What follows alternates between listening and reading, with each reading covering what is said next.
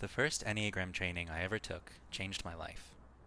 I still remember how it felt to be at the barn at the Enneagram Institute.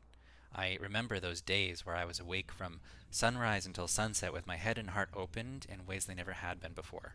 I look back at that summer and can see a distinct before and after in terms of how I show up in the world. It was one of the most important things I've ever done.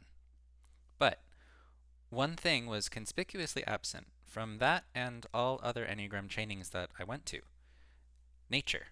The more than human world wasn't included in any of the exercises.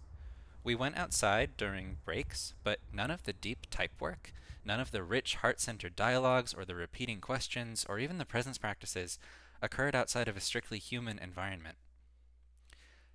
That might not seem unusual to most people, but it was to me because the first retreat experience I'd ever had was with the Animas Valley Institute. At that retreat, after the lecture and the breakout exercises with the other participants, we were sent out onto the land for hours to wander with what was arising in us based on the teachings from that day. We were expected to engage in dialogue with watersheds and the night sky, to experience the reflection of our own psyche's gifts and patterns as they appeared in the wild world.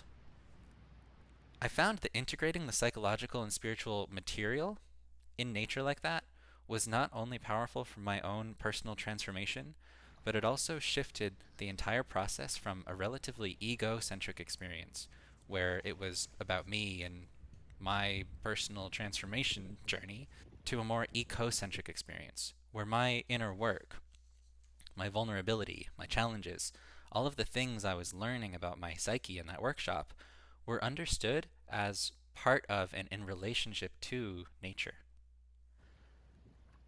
That's where I want to bring you in this talk, to the understanding that our use of the Enneagram benefits greatly from connecting it directly to nature, and that nature benefits in turn. In order for us to get the most out of the rich and powerful psychology of the Enneagram, we have to connect that psychology to our true identity as wild beings.